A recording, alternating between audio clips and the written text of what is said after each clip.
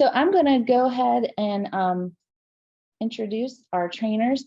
Today is our last clinical trials toolkit for the fall semester, which is crazy. Here, there, and everywhere, site audit and closeout visits. Our trainers or presenters today are Debbie Lee and Michelle Chittister. Let's see, we'll start with Michelle. So she has nearly 20 years of research experience, with the majority of that being in clinical trials.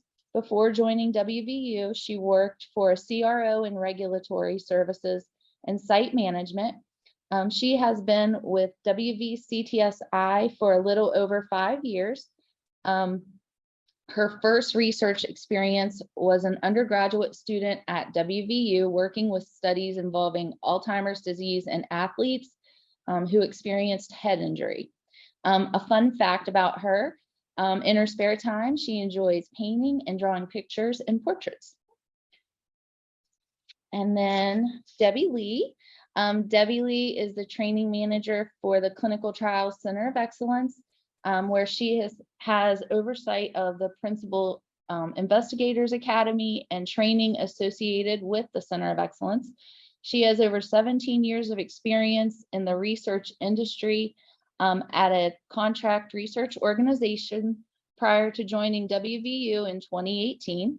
And then a fun fact about her: she recently started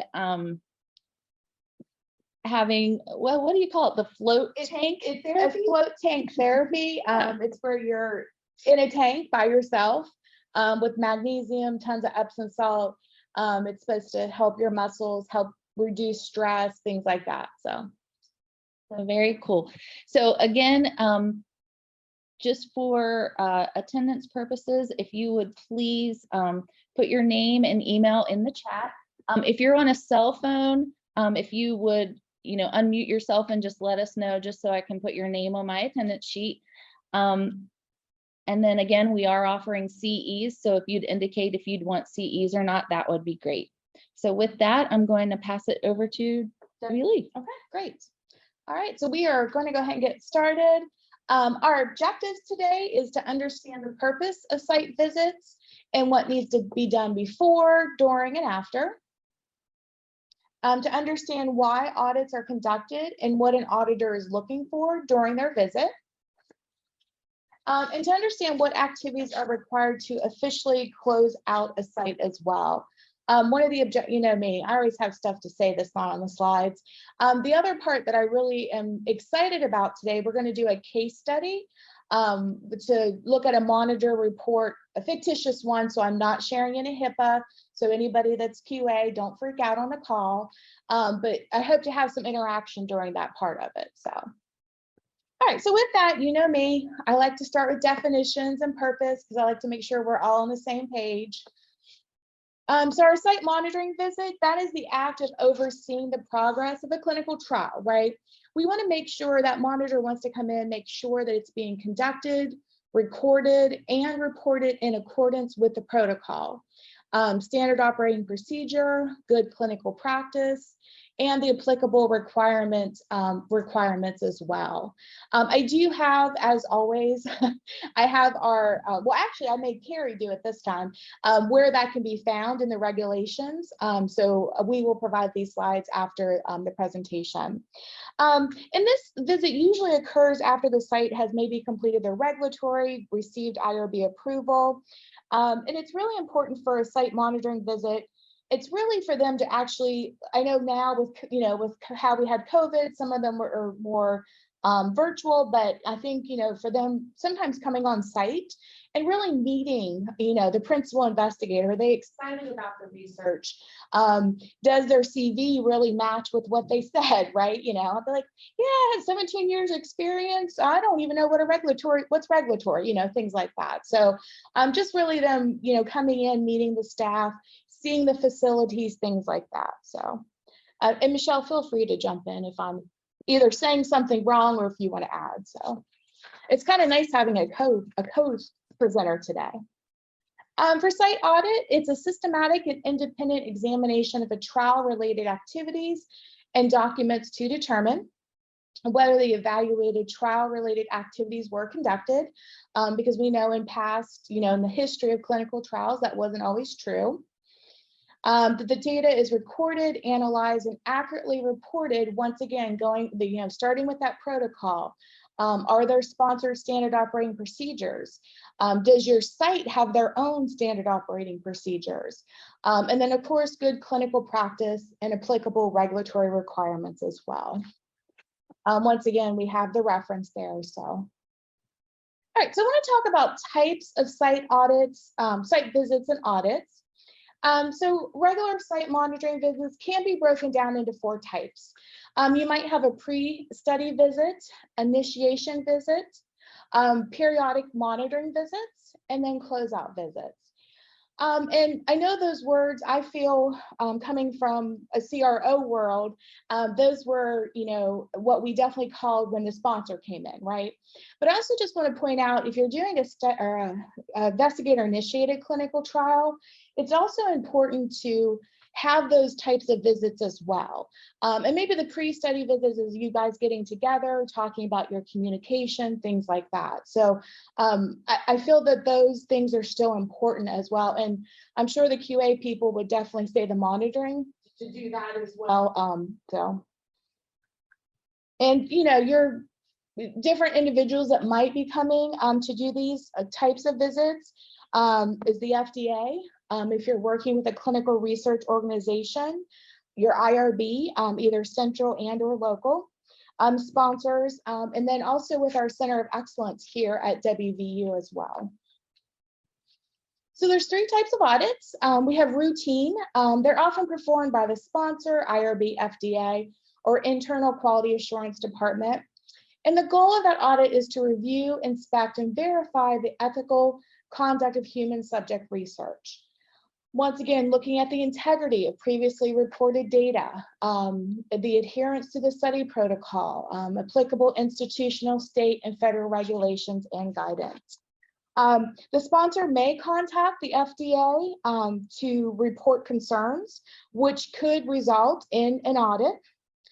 Study participants can also contact the FDA to report suspected wrongdoing, which also may lead to a routine audit. The IRB and sponsor can also perform a for-cause audit as well. So just keep that in mind. For-cause audits may be conducted during the monitoring process. A sponsor has continual documented accounts of possible non-compliance, data discrepancies, or concerns over the ethical conduct of the study by the investigator. Compliance follow-up inspections. And this goes review actions taken by a firm or manufacturer in response to a previous inspection that resulted in a significant 483 observation or a warning letter. That compliance follow-up is conducted to verify the adequate correction of previous violations. So for example, if when I wrote back to the FDA, I said that I was going to retrain my entire staff on good clinical practices. They're going to come to my site and they're going to say, Debbie, show me that you retrained that staff. And I would produce my sign-in sheets that are with good clinical practices done as well, because you all know how I am about my sign-in sheets.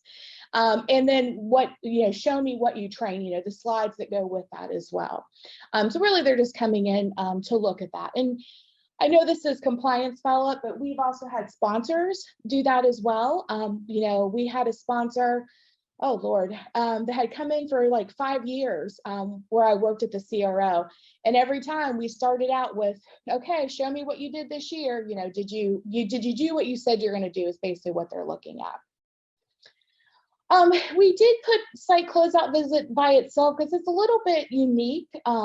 So with that, the study closeout visit, with this, once your subjects have completed all their scheduled visits, at that point, you do need to reach out to the monitor to schedule your study termination visit, because that monitor won't know when that happens. If it's in the plan that the monitor comes, let's say every 3 months to visit, that's fine. But they're not going to know when it's time to close out, because they won't know when that last subject has their visit. And study closeout, I just want to mention too, that study closeout visits could also happen if the sponsor stops the study. You would also need to have a study closeout visit.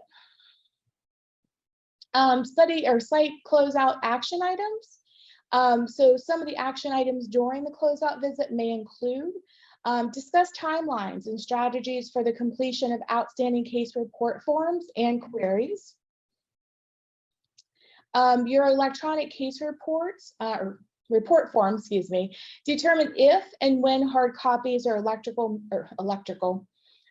media copies will be provided to the site. I'm just making sure you were all paying attention. The return or destruction of the study drug.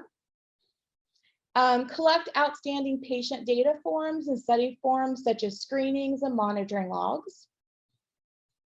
And perform a final review of the study file documents. Once again, I think this is, and Michelle may disagree, or Shelley, feel free to speak up. Once again, I think this is important if you're doing an investigator-initiated clinical trial to kind of go through these same steps, right? How are we gonna, how are we gonna do this? Someone might be not coming, face to face with me to show me this, but, oh, I got a thumbs up, so there you go, Shelley. Thanks, Shelley. So just to make sure. And then discuss the plans for record retention and storage. How long are we going to store this? Is it okay if we do offsite storage? And more importantly, is it in the budget of who's paying for that? Those types of things. Or if we already got paid, things like that. So make sure you have those discussions. And then discuss ongoing investigator responsibilities. For example, a patient calls in and, reports an adverse event after, because I'm sure that has never happened, right? After you've already closed everything down, the patient calls and says, hey, by the way, this has happened. So how is that reported? You might need to do some follow-up after the visit. Actually, you will need to do it. The first one is inform the IRB if it's applicable and submit that final report. And also don't forget, if you're using that central IRB, don't forget you also need to inform WVU IRB as well. So just making sure that you have that step in there. And you would want to, if you're working with a sponsor, provide that sponsor with a copy of that correspondence as well. After all your data queries have been resolved, you want to check the study files for completeness. And then arrange transfer of documents to secure storage, noting storage location at the site. And I know before this slide may look familiar to a couple of you that's done new hire orientation. I did steal it from Carrie's slide deck, but I do want to say, I know that somebody during one of those meetings said, if you are using Encore, it might be a good place to document where you're storing those documents, because people come and go, right? So you're like, oh, Debbie knows where it's at. Well, 10 years from now, Debbie may not be here. Don't worry, Shelley, that's just a hypothetical. But things like that. So documenting it so others understand, right? The other part of the closeout visit is the monitor sends the final report. You do need to place that in your regulatory binder. If the FDA decides to audit the site after the study's been closed, the sponsor or contract research organization will contact the PI and discuss, because that can also occur as well. All right, with that, I'm going to actually pass it over to Michelle. Okay, so now we're going to talk about the preparation for your monitoring visit or audits. And this would be preparation for all types of monitoring visits, either the SIV, the interim monitoring visits, and also close out in some cases. The first thing that would happen is the monitor is going to tell you that they're coming for a visit. When you get that notification from the monitor and you have arranged the visit, you need to inform the PI, whoever's helping you with your regulatory submissions and document management, your data management personnel, if you have any, sometimes that's your study coordinator, and also the investigational pharmacy, if that's applicable, if you have study drug.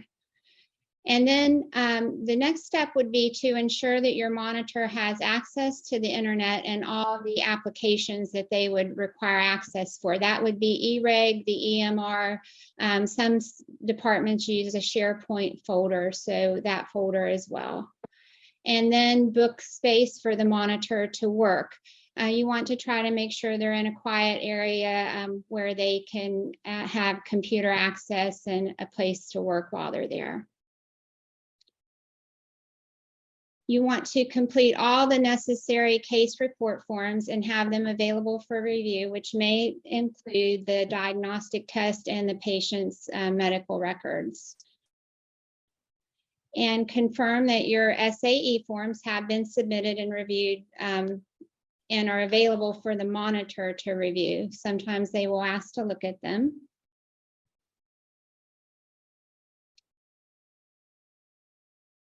Confirm that your signed consent forms are available for the monitor to look at. And that should also be for subjects that sign consent before screening, and also all of your source documents for screening. Ensure that all the regulatory documents are available for review. And then you want to, in that monitoring visit, schedule a time for the study coordinator and the PI to meet with the monitor towards the end of the study. Also, the regulatory staff and anyone else that the monitor that's on the study team that the monitor may want to speak with. The next thing that you need to look at is your source documents. Make sure that all your charts, records, and worksheets, any original copies of medical records or certified copies of things that you may have sent to the subjects are available. Training records for all of your study personnel. And just ensure that all your previous monitor follow-up letters are available and that everything's been resolved. So a good thing to do is just to kind of look at the last one and go through it and make sure that you've checked everything off as complete. Or if it's not resolved, know the reason why so that you can explain to the monitor. Ensure that all your data queries have been resolved, and if not, why they're not, so that you have an explanation. And then during the visit, there will be a visit log typically for industry studies, and you would ask that the monitor sign that, and then the study personnel who's helping with the visit would also sign off on that. For some industry studies, if they don't have a log, they will just send you a follow-up letter. So you need to ask them if they're going to do that. And just assure that the monitor has all the visit documents that they need for completing the study or the visit. So typically I would just check in with them every once in a while and ask, how's it going? And do you need anything from me? And then I would, make sure that they get it if I have it available. If you're aware of any issues in the study at your site, perhaps someone's going on maternity leave or that's on the team and it's going to interfere with the study, you may want to let them know. Or if there's a certain subject that you're having problems following up with, it's just some examples. And then throughout the visit, we've already mentioned that one. So at the conclusion of your visit, the monitor will usually identify any items that they think require your attention. And address any outstanding items with you that they think you need to follow up with. And they will almost always want to speak with the PI, and the PI should be available during that visit. If for some reason the PI is not available, you should already have tried to arrange a time for the monitor to speak with the PI. So after the monitors left, just a few things that you should do to prepare for your next visit, and also make sure that you're managing the study properly. Ensure that any outside standing items are addressed in a timely manner, and provide an item resolution to the sponsor, and document that resolution in the study file. So once you've answered all your queries, you may want to make a note that that's been completed, or respond to the monitor's email or letter and say, this is what we've done to follow up with this. And then forward the PI a copy of the monitor visit report.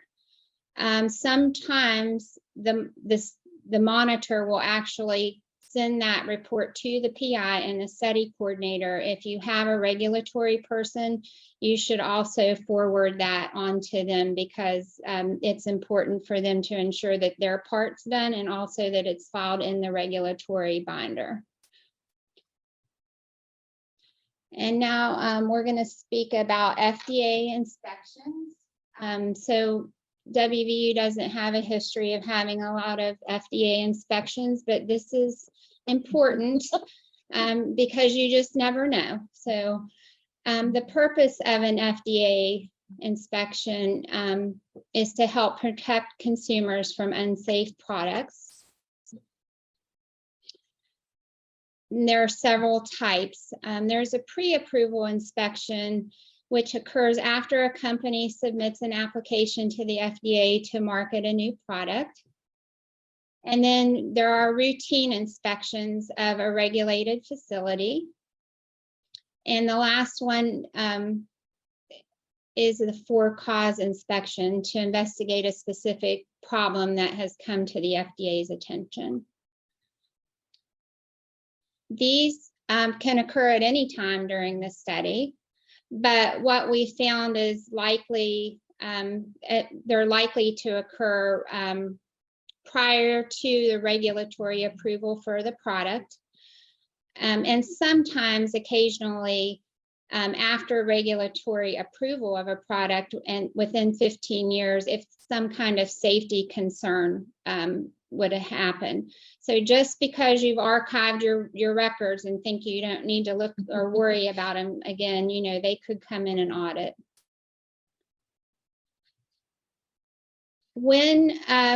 When you have an FDA audit, sometimes they'll notify you in advance, but they can just show up knocking on the door.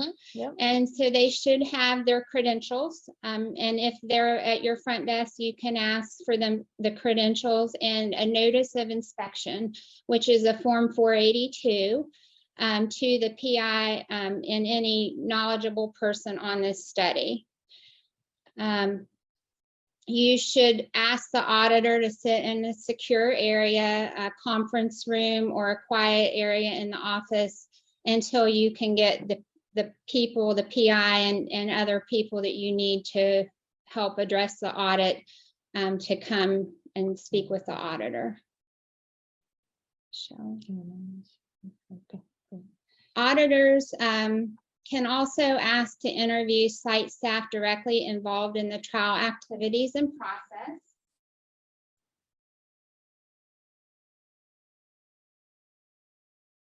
At the site audit completions, there will be an exit interview with all responsible site personnel to review the findings, to clarify any misunderstandings, talk about deviations from the current regulations, and they will suggest corrective actions that they think that your site needs to complete.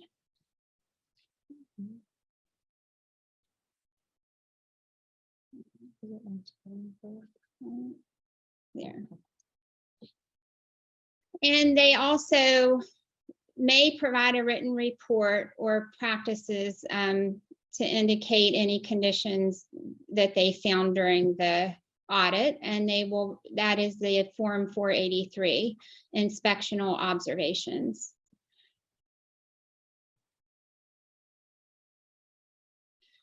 So some potential actions that could occur after the audit.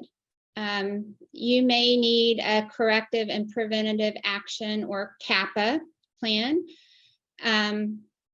The implementation of a CAPA plan after the conduct of an audit is necessary to eliminate present and potential causes of nonconformity and prevent reoccurrence of future reoccurrence of a problem that's occurring on the study. And we actually will have a clinical trials toolkit series in Spring of 2023. So just a plug for that. and Carrie and Debbie will be sending out those invitations. So there will be follow-up items from the audit report.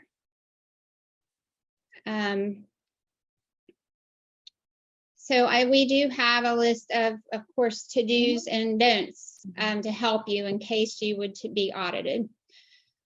So just some of the to-dos: become familiar with the audit process and the purpose of having an audit. Always ensure your training records are current and complete. Make yourself or a qualified designee readily available upon the request of the auditor. So you should always designate one person that the auditor would speak with while the audit's occurring for any request. Remain available during the entire time of the visit in case there are any additional questions or information is needed. And this is an important one: request for a quality team member to review each document before it's provided to the auditor.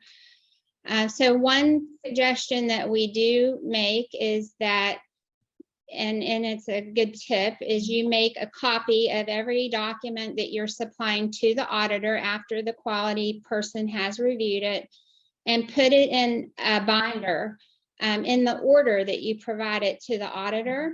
And the reasoning for that would be that when you receive the findings letter after the audit, you can reference what you've provided to help you do any follow-up that you're needed, and you know what order you've provided it to them and exactly what document they're referring to in the letter. Always, of course, be cooperative and polite, and make concise and honest statements. And be sure that you understand the question that the auditor is asking before replying. It's acceptable to ask for clarification if it's needed. And be cooperative, but do not volunteer any information. Discuss only those items or trials identified on the audit agenda. So you don't want to talk about any other studies that you may be doing to open any doors there. But if it is the FDA and they walk in and they come in and say, I'm here to audit the Acme Pharmaceuticals clinical trial, as the FDA, do they have the ability to open the door to another trial while they're on your site? They absolutely can. Okay. If they came in and thought there was serious issues, they could ask to audit any trial that you have there. Okay. Allow the auditor to take notes during the conversation, and they will actually make lots of notes. And silence is okay. It is. Answer only the question asked and only questions relevant to your job description and study involvement.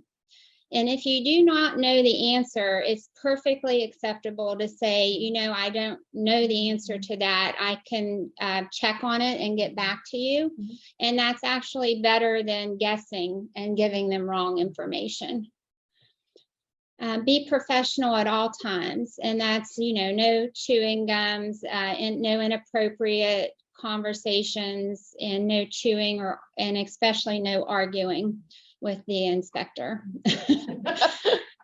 Assure that your appearance is clean and professional.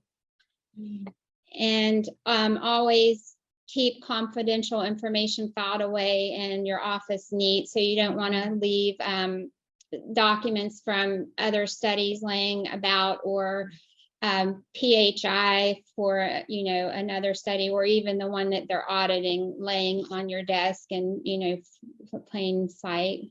Because they also may want to take a tour as well, right? Yeah, they usually do ask for a tour of the Mhm. facilities. Provide documentation to the auditor as they request it, and as quickly as possible. It's acceptable to tell them that it's going to take a little bit for you to get some documentation together. So you can also provide them with an update as to, you know, it may still be a little while before we have that. For regulatory agency audits, the QA or the QA designee should always be present when you're speaking with the auditor. And of course, you're going to answer all their questions truthfully and to the best of your ability. So now we're going to talk about things you shouldn't do during the audit. If at all possible, do not keep the auditor waiting. Try to be there as quickly, answer things as quickly as possible, and get whoever's needed there as quickly as possible. Do not provide any confidential records, and they should not ask for them. For example, salary records from your personnel. Try not to interrupt the auditor while they're talking and asking a question. Do not be defensive or withhold any information, and do not argue or complain about another party, such as your sponsor or the IRB. Or your manager, don't do that. Do not use your cell phone during interactions with the auditor. They should be muted or placed on vibration. Do not, and this is an important one, do not provide any gifts to the auditor. It could be seen as coercive. You should not offer them any coffee, refreshments, or lunch. They can have water if they, you know, you can give them water. But anything else could be seen as being coercive. And just another reminder that QA or the designee should review the documentation before it's given to the auditor. That's just very important. So now we're just going to briefly mention the resources. Of course, we always have resources. So the COE does have an SOP on auditing. Where's it at? It's SOP 102, External Audit Management. It's a very good reference. It has a checklist for audits and also a list of the people who you should notify in case of an audit. And a lot of people may not know this, but you should notify the IRB, SOP. There's several different departments that have to be notified if you have an audit. And the checklist does provide a list of documents that you should review if you have advance notice of an audit. And then we also have the Quality Management System and Standards SOP. And that SOP actually has information about CAPAs and some information about how our quality team in the Center of Excellence conducts audits. So both of those resources are available on the COE website. And then we have a link to the NIH website, Good Clinical Practices articles, just to discuss, you know, the proper conduct in auditing and reporting of clinical trials for the NIH. Mm-hmm. And now I'm going to pass it on to Debbie for common findings. All right. So not your turn to participate yet, but it's coming. I know you're excited about it. I can tell. Imagine if you were in person with me, right? So some of the comments, so these are common findings, and we didn't take these from our university, so just putting that out there, but probably Michelle can contest, they are probably common findings, maybe. So just common findings in clinical trial audits. So we kind of chunk these into different buckets. So legal and administrative documents. The change of the investigator wasn't reported to the regulatory authority and ethics committee, right? Yeah, is that, we were like, oh, well, yeah, he left like 4 years ago. Oh, is his name still on there? You know, things like that. So making sure that you do that. Or anybody, I mean, I'm going to even go to, if you are working with a sponsor and you have a 1572, reviewing that and making sure that is updated with your co-PIs as well. So annual safety report, end of study letter or protocol amendments weren't submitted to the regulatory authority and ethics committee. For essential documents, the structure and content of the investigator file was difficult to assess. So making sure that, you know, that is easy for them, you know, for you to provide that information. Archiving facilities were not appropriate. So, you know, I can tell you from a CRO perspective, we had a lovely file room, and that wasn't sarcasm. It sounded like it, but it wasn't. But when somebody left, we just disabled their badge from the front doors, okay? And so what happens when they come to audit? They ask to see, so we take them on a tour, right? Here's our lovely, it has a fire suppression system, limited access. Pull the report on who has access to this room. Oh, we had people on there that had left, you know, 7 years ago, and it was not sufficient that we said we took them off the front door. So they technically couldn't get in the building, but you know, the auditor looked at it differently, which I understand. So once again, just making sure you're thinking about those things. If you're using a SharePoint portal, Debbie Lee should not have access to your file because I'm not on any study. So just making sure that that's locked down as well. Document retention period was not defined. So once again, if you're working with sponsors or even investigator initiated clinical trial, you know, thinking about what does the future of this clinical trial look like? Are you going to try to market this product? And usually if you're working with a product, that's probably your end goal, right? Is to get it on the market. So kind of think about that. So for case report forms, they were inaccurate completion. You know, I go back to the good clinical practices, you know, was there blank spaces left open? You're like, well, you know, when they come back and talk to you about it, you're like, well, the patient decided that day they couldn't get weighed. They were feeling dizzy or something and they didn't want to step on the scale. Well, that's okay, but you need to, you know, put one line through initial and date to show that you didn't collect it. And in my personal opinion, you're going to want to document that probably on your case report form, and also making sure you document in your electronic or Epic is what I'm trying to say. So excessive corrections were done, not completed in a timely manner. You know, we collected that lab work, you know, 4 weeks ago, but I just put it in the EDC system today. So things like that. The informed consent procedures, the ICF has been obtained after the start of the trial.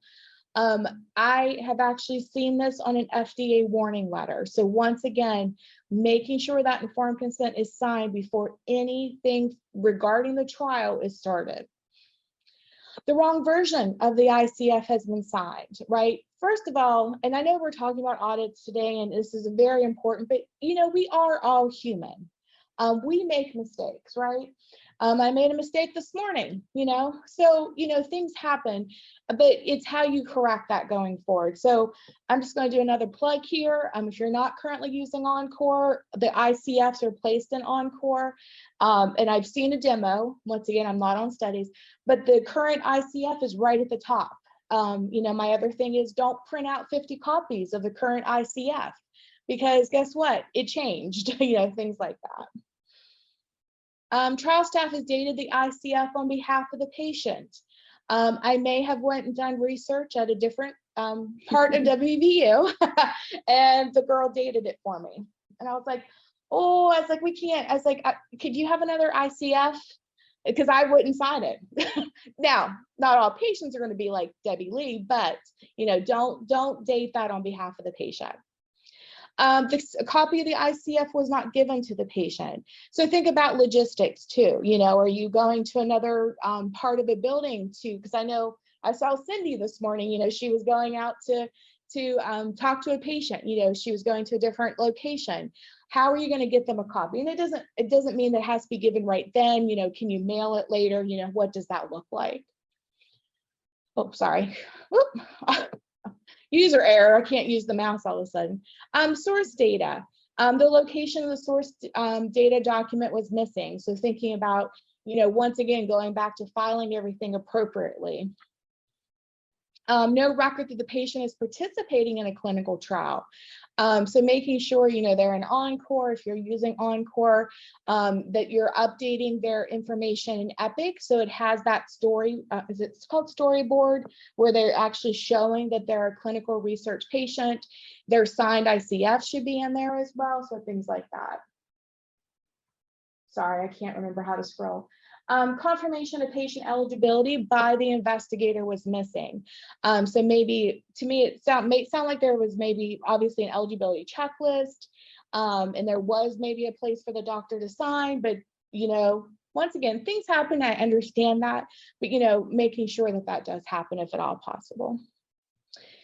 For protocol, patients not meeting the eligibility criteria has been included in the trial. So even though, you know, per my eligibility, they shouldn't have, but they still were included.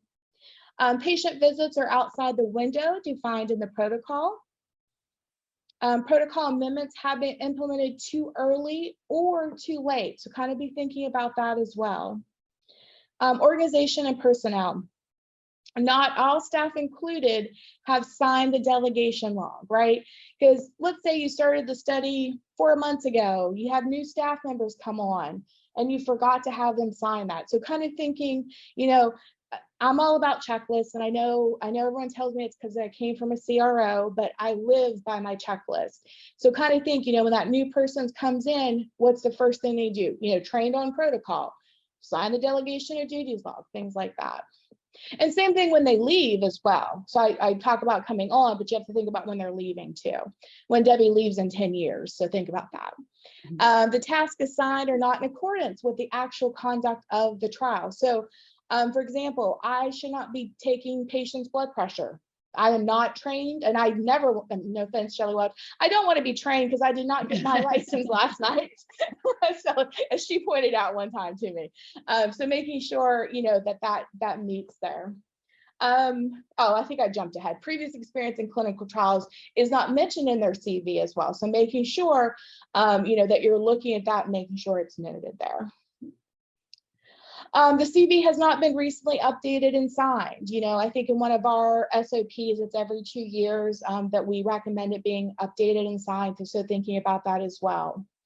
No record of GCP training for the trial staff are available. I think this is pretty good. I think at the health sciences and maybe just over WVU, but that gets assigned. We assign that in city. So that's something we complete through there. So, but. No study specific training records are available. So once again, I talked about, you know, training on that protocol. And you're like, well, I had a conversation. No, you know, did you have them sign something saying that either they read and acknowledge it or that you had an official training? Because, right, it may not, you know, they may not have been there for the initial site initiation visit where maybe you trained everybody at the same time, you know, so think about that as well. Investigational medicinal product handling, accountability is inaccurate or incomplete. Inventory is missing. The storage area is not secure. If everybody knows where the key is to get into that area, that's not secure. Just throwing that out there. So the temperature log is missing. And I know with our investigational pharmacy here at the hospital, I know they've like done this all electronic now, right? Where it feeds into their, yeah. However, if you're storing your product somewhere differently than in the investigational pharmacy, you may want to make sure that all of these boxes are checked. Okay. Yeah. Adverse events. The timelines for reporting have not been met. And I know several of you, I've talked to counterparts at the cancer center, and you guys, one person said they actually have a list in front of them of all the timelines because they're all different for the different sponsors. So, you know, thinking about how's the best way to have that in front of you if you need it. The reports are incomplete, right? Data's missed or dates missing. The follow-up reports are missing. For the lab, inappropriate equipment used. So making sure you're using the right one. I was actually a guinea pig yesterday. Some people came and did some stuff on me, not clinical research. No, that sounded wrong. They were practice. They needed to do practice. So I let them practice on using that equipment. So, and calibrating the equipment, right, too, because scales go, because I don't like stepping on a scale. It's going to make me weigh more. So it better be calibrated. So, making sure that it is calibrated. SOPs on receipt of samples or specimens is not followed. There's nothing worse than when an auditor tells you you're not following your own SOPs. That makes me cringe, and that's from personal experience being across the table. I'm like, oh yeah. Monitoring plan, if you have one, it needs to be followed. Okay. Issues identified are not being followed up. Basic mistakes have not been identified. And the monitoring reports are inadequate. I used to be in charge of filing regulatory, and we had one monitor. She would go to the site and she would have like a 10 to 12 page monitoring report. We'd have another monitor that would have a 2-page report the next time. And I'm thinking, things like that. So, making sure that they're really adequate and that they're completed and they're, good completion. All right, so now I know you've all been waiting for this. This is your turn to participate. So I'm going to check my time. We have about 10 minutes. Before I do this, do we have any questions or comments or anything that you felt we haven't talked about that's very important? Okay, silence. Oh, Shelly's like putting her lips together to say she has nothing. So with that, and I don't hear anybody unmuting themselves. So with that, let's go to my case study. So Acme Pharmaceuticals came to visit our site for just a routine monitoring visit. And the following items were noted on the monitoring report. So what I'd like to do is discuss how would you respond to this monitoring report? So for example, what steps would you take in-house? Things like that. So my first one here, it was a minor observation. Is the documentation of the study-specific protocol training for study team members could not be located and is recommended. So if you're responding back to that monitor, what's some things that you might tell them, that you're going to do, things like that. And you've all been muted, but feel free to unmute yourselves and please interact with me.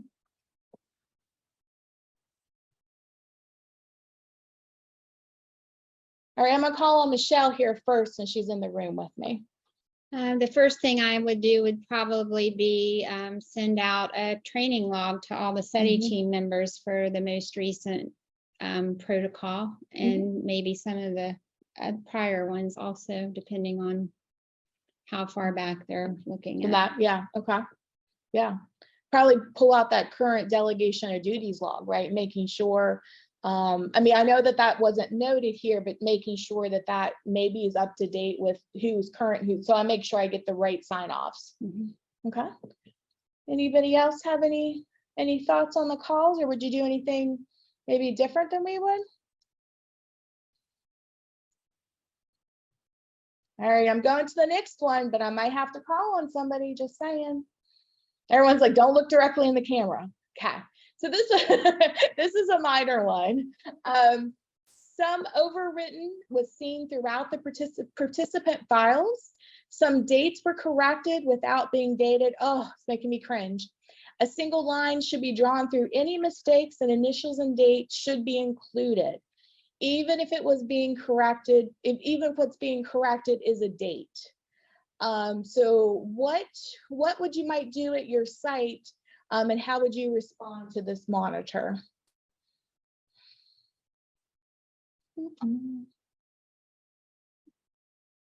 I'll give you a hint. One was a resource, right? That we talked about.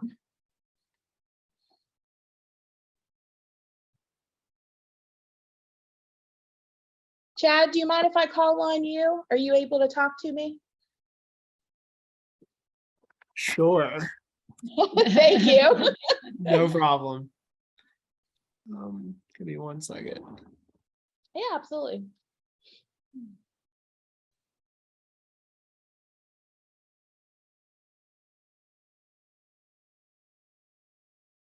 So some dates were collected without being dated.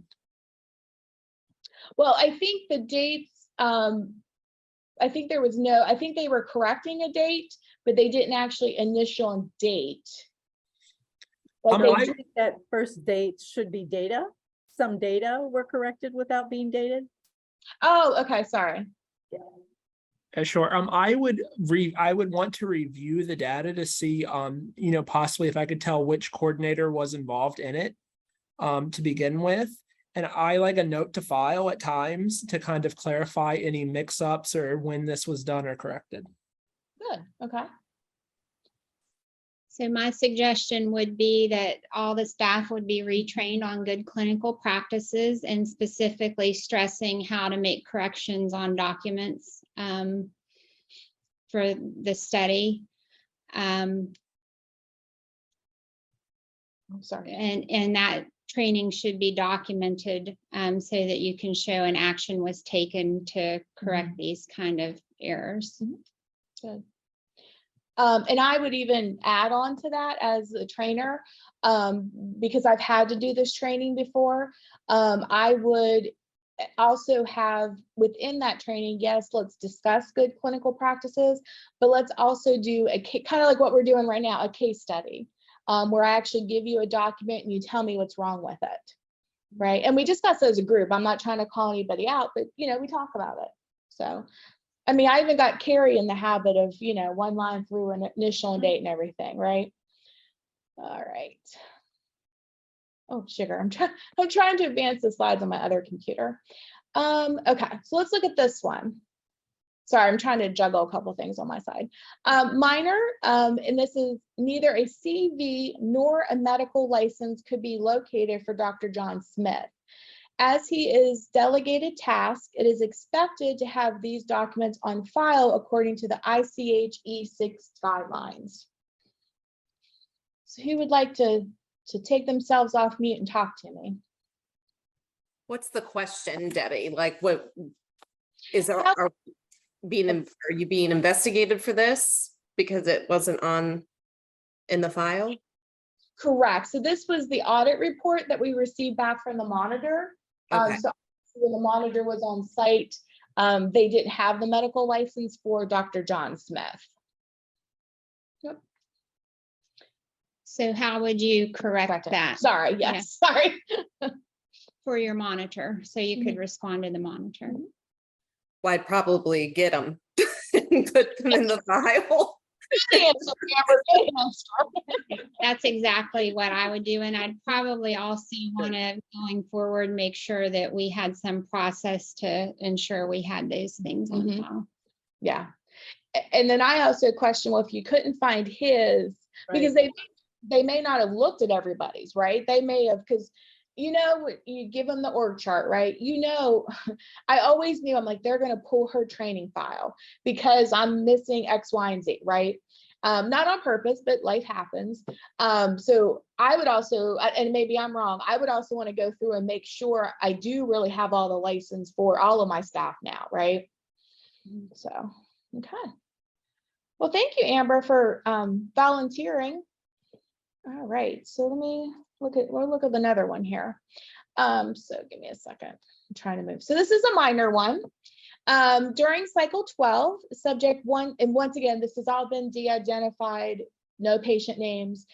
Subject 1, 2, 3, 4, 5 completed the patient medical diary. However, upon capsule count, 28 capsules were remaining instead of the expected 24.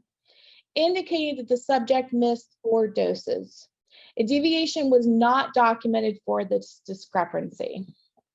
So how would you respond? What steps would you take up front before you even respond to the monitor?